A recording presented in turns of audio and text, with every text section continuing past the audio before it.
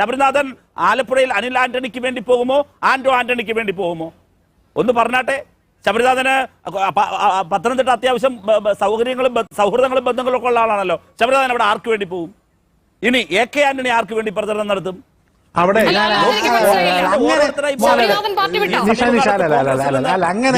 കോൺഗ്രസിൽ നിന്ന് പണ്ടെല്ലാം അങ്ങനെ റഹീം പറഞ്ഞു പോയിട്ട് കേട്ടോണ്ടിരിക്കേണ്ട ആവശ്യമൊന്നുമില്ല. ഈ പേരുകൾ വെച്ചിട്ട് ആളുകളുടെ പേരും മറ്റേതും വെച്ചിട്ട് ഇങ്ങനെ പറയേണ്ട ആവശ്യമൊന്നുമില്ല. അല്ലല്ല, അതിനെന്താ സംശയം? റഹീമിന് എന്താ സംശയം? ഒന്ന് പറഞ്ഞേ. ഞാൻ റഹീം എന്ന പേരുകൊണ്ട് വേറെന്തെങ്കിലും ഞാൻ പറഞ്ഞോണ്ട് ഇല്ലല്ലോ.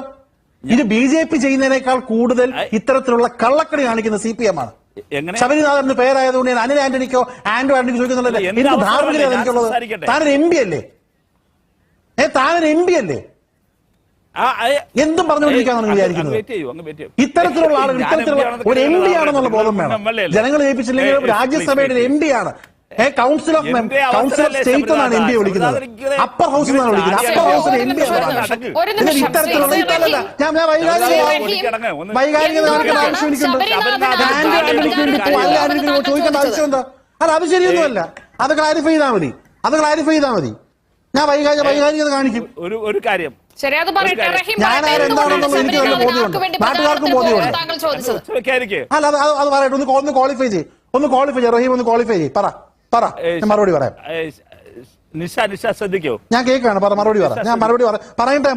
ഇതിനകത്ത് ശബരിനാഥന് ഞാൻ അങ്ങ് വ്യക്തമായി കേൾക്കുക. അല്ല, അടിക്കണ്ട. അനിൽ ആന്റണിക്ക് പോണോ ആന്റോ ആന്റണിക്ക് പോണോ എന്ന് ചോദിച്ചതിന്റെ കാരണം എന്താണെന്ന് പറയാം. വളരെ ലളിതമാണ്. നിങ്ങൾ അത്ര ലളിതമല്ല. പറയട്ടെ, കോൺഗ്രസിൽ ഞാൻ ചോദിക്കട്ടെ, മഹാനായ പറയട്ടെ അങ്ങ് കേൾക്ക്. മഹാനായ കാർത്തികേയന്റെ യശസ്വീരനായ കാർത്തികേയന്റെ മകൻ അരുവിക്കരയിൽ മത്സരിച്ചപ്പോൾ AK ആന്റണി അവിടെ പ്രചരണത്തിന് വന്നിട്ടുണ്ട്. എന്റെ ചോദ്യം, AK ആന്റണിയുടെ മകൻ മത്സരിക്കുന്നിടത്ത് അതേ ശബരിനാഥൻ പ്രചരണത്തിന് പോകുമോ എന്നുള്ളതാണ്.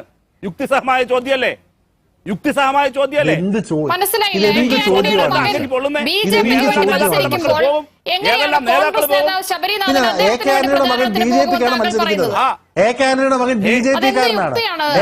കോൺഗ്രസ്സുകാരനാണെങ്കിൽ തമ്മിലൊരു വ്യത്യാസമില്ലല്ലോ. BJPയും കോൺഗ്രസും തമ്മിലൊരു വ്യത്യാസമില്ലല്ലോ. ഞങ്ങൾ ഞാൻ പറഞ്ഞില്ലേ, ഈ BJPക്കാർ ചെയ്യുന്നതിനേക്കാളുകൾ ആളുകളുടെ പേര് വെച്ചുകൊണ്ട് ആളുകളുടെ മതം വെച്ചുകൊണ്ട് BJPയിലോട്ട് പോകുന്ന ഒരു ഹിഡൻ അജണ്ട കേരളത്തിൽ കൊണ്ടുവരുന്ന CPM ആണ്. BJPയെ വളർത്തുവാനും CPM-നെ വളർത്തുവാനും ഈ സംശയം ആളുകളുടെ മനസ്സിലിരുന്ന ഒരു കുത്തിത്തിരിപ്പ് സ്വഭാവം.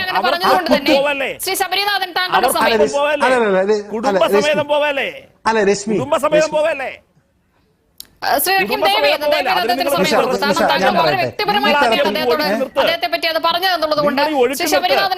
നിങ്ങൾ ഈ BJPയിൽ നിന്ന് BJPക്ക് ആളെ കൊടുക്കുന്ന പരിപാടി അവസാനിപ്പിക്കും കോൺഗ്രസ്.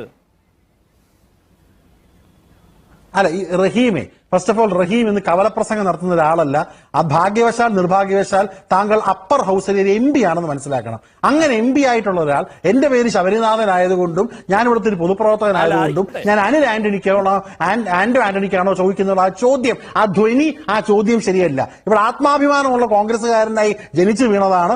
ആത്മാഭിമാനമുള്ള കോൺഗ്രസ്സുകാരന്റെ മരിച്ചു വീഴത്തുള്ളത് എനിക്ക് നല്ല ബോധ്യമുണ്ട്. അത് ചാനൽ ചർച്ചയെന്ന് നിങ്ങളോടും തന്നോടും എന്ന് പറയേണ്ട ആവശ്യം എനിക്കില്ല. പക്ഷെ ഇത്തരത്തിൽ ആളുകളുടെ മനസ്സിൽ വർഗീയതയുടെ വിഷം കുത്തിവെക്കുന്നതിൽ BJPക്ക് വളർത്തുന്നതിൽ നിങ്ങൾക്ക് വലിയ പങ്കുണ്ട്. നിങ്ങൾ മനസ്സിലാക്കണം. റഹീം ആയതുകൊണ്ടും ഞാൻ മറ്റേത് ചോദിച്ചിട്ടുണ്ട് ഇല്ലല്ലോ. അപ്പോൾ എന്തൊരു മോശപ്പെട്ട ചോദ്യമാണ്. രാജ്യസഭ MP അടക്കമുള്ള ആളുകൾ ഇന്നലെ മുഖ്യമന്ത്രി അടക്കം CA വിഷയത്തിൽ കോൺഗ്രസ് MPമാർ സംസാരിച്ചില്ല എന്ന് പറഞ്ഞു. അപ്പോൾ ഈ ഒരു നികൃഷ്ടമായിട്ടുള്ള മനസ്സ് ജനങ്ങൾ പൊളിക്കും, ജനങ്ങൾ അത് മനസ്സിലാക്കും. അതുകൊണ്ട് ഇത്രേ പറയുന്നില്ല, എല്ലാ പാർട്ടിയിൽ നിന്നും ആളുകൾ പോകുന്നുണ്ട്. പക്ഷെ ഇത്തരത്തിലുള്ള തെറ്റുകൾ പറയുന്ന രാജ്യസഭാ MPമാർ ഈ ഉണ്ടായിട്ടുള്ള ലോക്സഭാ MPമാരെ ഇനിയും ലോക്സഭാ MPമാരെ കൊണ്ടുപോകണമെന്നുള്ള ചോദ്യം മാത്രം ജനങ്ങൾ മറുപടി പറഞ്ഞാൽ മതി. ഇതുപോലെയുള്ള രാജ്യസഭാ MPമാർ നാക്കെടുത്താൽ കള്ളം പറയുന്ന വർഗീയ മുനവെച്ച് സംസാരിക്കുന്ന കോൺഗ്രസുകാരുടെ ആത്മാഭിമാനം ഇല്ലാക്കുന്ന കൂടുതൽ MPമാരെ ലോക്സഭ വിടണമെന്നുള്ള ചോദ്യം മാത്രം ചോദിച്ചാൽ മതി. ജയിച്ചു പോകുന്ന കോൺഗ്രസുകാർ എല്ലാവരും തന്നെ കോൺഗ്രസുകാരെ നിൽക്കും. പ്രൈവറ്റ് മെമ്പർ ബില്ലിന്റെ കാര്യമൊക്കെ എന്റെ സുഹൃത്ത് ശ്രീ A റഹീം പറഞ്ഞു. ഞാൻ നോക്കുകയായിരുന്നു, നിങ്ങളുടെ പഴയ കണ്ണൂർ MP PK ശ്രീമതി, അവരുടെ പ്രൈവറ്റ് മെമ്പർ ബില്ല് 0 ആണ്. അവരെ നിങ്ങൾ വീണ്ടും മത്സരിപ്പിച്ചല്ലോ. Shri P Karunakaran private member bill 0 ആണ്. അതിനേക്കാളും കഷ്ടം ഞാൻ നോക്കുന്നത് നിങ്ങളുടെ ഏറ്റവും മുതിർന്ന നേതാവ് രാജ്യസഭയിൽ അങ്ങോടൊപ്പമുള്ള ഞാൻ മനസ്സിലാക്കുന്ന അങ്ങയോടൊപ്പമുള്ള ശ്രീ ഇളമരം കരീമിന്റെ നമ്പേഴ്സോട് നിങ്ങൾ നോക്കണം എന്ന് ഞാൻ അഭ്യർത്ഥിക്കുകയാണ്. കേരളത്തിൽ സ്റ്റേറ്റ് ആവറേജ് നിങ്ങൾ കേൾക്കണം. കേരളത്തിലെ ഡിബേറ്റിൽ പങ്കെടുത്ത കേരളത്തിലെ MP-മാരുടെ സ്റ്റേറ്റ് ആവറേജ് 270 അതിന്റെ പകുതി പോലും ഇല്ലാത്ത ഒരാളെയാണ് നിങ്ങൾ കോഴിക്കോട് മത്സരിപ്പിക്കുന്നത്. നാണമുണ്ടോ റഹീമെ? CITUവിന് സെക്രട്ടറി ആയിട്ടിരിക്കുന്ന ഏറ്റവും പ്രധാനപ്പെട്ട ഒരാൾ, അദ്ദേഹത്തിന് കേരളത്തിൽ ആവറേജ് MP-മാർ 270 ഡിബേറ്റിൽ പങ്കെടുത്തപ്പോൾ ശ്രീ ഇളമരം കരീം പങ്കെടുത്തിട്ടുള്ളത് വെറും 171 ഡിബേറ്റിലാണ്. ആ കണക്ക് തെറ്റാണോ? പിന്നെ ഞാൻ കണക്ക് കാണിച്ചു തരാം, നോക്കിയിട്ട് പറ. ആ PRS സൈറ്റ് ഞാൻ നോക്കുന്നേ റഹീം, ഞാൻ നോക്കുമ്പോ തെറ്റ, റഹീം നോക്കുമ്പോ കറക്റ്റ്. അവർ റഹീമെ അത് കണക്കണ്ട, കണക്ക് നോക്കിയിട്ട് ഞാനിപ്പോ ലിങ്ക് വാട്സാപ്പ് ഇട്ട് തരാം.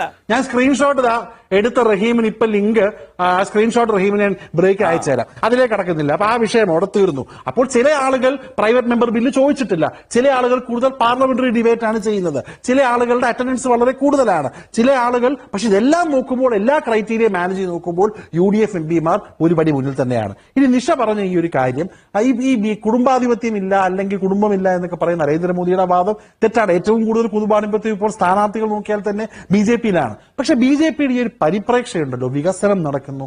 ആർക്കാണ് വികസനം നടന്നിട്ടുള്ളത്? ഇവിടെ അന്താരാഷ്ട്ര ബോർഡറുകളൊക്കെ സേഫാണ്. ഇതാരാണ് പറയുന്നത്? വലിയ പ്രശ്നങ്ങൾ പല സ്ഥലങ്ങളിലുള്ള കാര്യങ്ങൾ നമ്മൾ തന്നെ അറിയുന്നതാണ്. അതേപോലെ തന്നെ ഇവിടെ പറയുന്ന, നേരത്തെ അദ്ദേഹം പറഞ്ഞു ഇവിടെ പൈപ്പ് കൊടുത്തു ജലജീവൻ മിഷനിൽ, ഇവിടെ വീട് കൊടുത്തു പ്രധാനമന്ത്രി ആവാസ് യോജനയിൽ, സൗജന്യ റേഷൻ കൊടുത്തു, ചികിത്സ നടത്തു. ഇത് പറയുന്ന കേട്ടാത്ത ഒന്നും 2014 വരെ ഇവിടെയുള്ള ആൾക്കാരെല്ലാം വീടില്ലാതിരിക്കുകയായിരുന്നു. 2014 വരെ അങ്ങ് കിണറ്റിൽ വെള്ളം കുടിച്ചുകൊണ്ടിരുന്നത്, അല്ലെങ്കിൽ തടാകത്തിൽ വെള്ളം കുടിച്ചുകൊണ്ടിരിക്കുകയായിരുന്നു. ഇവിടെ കാര്യങ്ങൾ ഉണ്ടായിട്ടുണ്ട്. ഒരു സർക്കാരിന്റെ ധർമ്മമാണ്. കൂടുതൽ ഫണ്ടുകൾ ആരോഗ്യ മേഖല തരണം, കൂടുതൽ ഫണ്ടുകൾ നിങ്ങൾ കുടിവെള്ളത്തിന് കൊടുക്കണം, കൂടുതൽ സ്കൂളുകൾ പണിയണം. ഇവിടെ കഴിഞ്ഞ 70 വർഷമായി കോൺഗ്രസ് ഉണ്ടാക്കിയിട്ടുള്ള അടിസ്ഥാനത്തിൽ നിന്നുകൊണ്ട് നിങ്ങൾ കുറെ കാര്യങ്ങൾ ചെയ്തു. അതിനേക്കാൾ കൂടുതൽ കാര്യങ്ങൾ ചെയ്തിട്ടില്ല. പക്ഷെ എല്ലാം തുടങ്ങിയത് നമ്മൾ തുടങ്ങിയപ്പോൾ തൊട്ടാണ് കാര്യങ്ങളുള്ളത്. നമ്മൾ പോയാൽ അതിനുശേഷം പ്രളയമാണെന്ന് പറയുന്നത് ന്യായം ശരിയല്ല. ഇവിടെ IIT-കൾ, IIM-കൾ, ഈ പ്രധാനപ്പെട്ട IIT-കൾ തുടങ്ങിയത് ആരാണ്? IIM-കൾ തുടങ്ങിയത് ആരാണ്? ബക്രാനഗർ അണക്കെട്ടുകൾ തുടങ്ങിയത് ആരാണ്? അതിനുശേഷം ടെലികോം വിപ്ലവം തുടങ്ങിയത് ആരാണ്? അപ്പൊ ഈ അടിസ്ഥാനം ഉണ്ടാക്കിയിട്ടുള്ളതിൽ കോൺഗ്രസ് വലിയൊരു പങ്കുണ്ട്. UPA സർക്കാരിന്റെ സമയത്ത് 27 കോടി ആളുകൾ ദാരിദ്ര്യരഹിതത്തിൽ നിന്ന് മുക്തമായി മുന്നോട്ട് വന്നിട്ടുണ്ട്. അപ്പോൾ അതിനെ മുന്നോട്ട് കൊണ്ടുവന്നും കഴിഞ്ഞിട്ടില്ല. ഇവിടെ തൊഴിലുറപ്പ് പദ്ധതി അടക്കമുള്ള, ഇവിടെ ആരോഗ്യ മേഖല, NUHM, NHM സ്കീമുകൾക്ക് അടക്കമുള്ള പദ്ധതിയുടെ ഫണ്ടിങ് കുറഞ്ഞിട്ടുണ്ട്. അത് താഴോട്ട് എത്തുന്നില്ല എന്നുള്ള പരാതികൾ, എത്രയോ റിപ്പോർട്ടുകൾ വന്നതാണ്.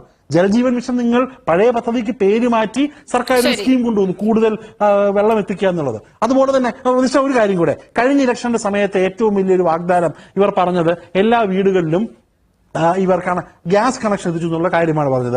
പാവപ്പെട്ട സ്ത്രീകൾ ഇനിയും എന്താ പറയാ, നമ്മുടെ വിറക് ഉപയോഗിച്ച് ഭക്ഷണം പാചകം ചെയ്യേണ്ട, മോദിയുടെ പടമുള്ള ഗ്യാസും സംവിധാനം ഇവർക്കെല്ലാം കൊടുത്തു. അത് ഇന്ന് ആദിവാസി മേഖലയടക്കം SC മേഖലയിൽ എത്രയോ വീടുകൾ നമ്മൾ പോവുകയാണെങ്കിൽ അത് ഉപയോഗിക്കാതെ വെച്ചിരിക്കുകയാണ്. കാരണം ഈ ചെലവ് താങ്ങാൻ പറ്റുന്നില്ല. ഇവിടെ UPA സർക്കാരിന്റെ സമയത്ത്, മൻമോഹൻ സിംഗിന്റെ സമയത്ത് 410 രൂപ ഉണ്ടായിരുന്ന ഗ്യാസ് നിങ്ങൾ 900 കൊടുക്കുമ്പോൾ പാവപ്പെട്ട ആളുകൾ എങ്ങനെ ഉപയോഗിക്കും? ഇതൊക്കെ ചർച്ച ചെയ്യപ്പെടും. കള്ളം പറയരുതേ. ഞാൻ ഡിബേറ്റിന്റെ കാര്യം ഏതൊക്കെയെന്ന് വരെ അങ്ങോട്ട് പറയാണ്. ഇനി നിങ്ങള് അങ്ങനെ പറഞ്ഞിട്ടില്ല. ഞാൻ പറഞ്ഞത് ശ്രീ കരുണാകരന്റെയും അതെ കറക്റ്റ് പറയൂ അതല്ല ഇല്ലാത്ത പറയല്ലോ റഹീമെ. ഞാൻ ശ്രീ കരുണാകരന്റെ സമയം തീരുകയാണ്. ദൗർഭാഗ്യവശാൽ നമുക്ക് സംസ്ഥാന സർക്കാരിന്റെ പ്രവർത്തനങ്ങളെ കുറിച്ച് അതിലേക്കൊന്നും കടക്കാൻ പറ്റിയില്ല. അവസാന നിമിഷം ഉണ്ടായ ചില വ്യക്തിപരമായ ചോദിക്കാതിരിക്കാൻ വേണ്ടിയാണ് ഇത് ചെയ്തത്.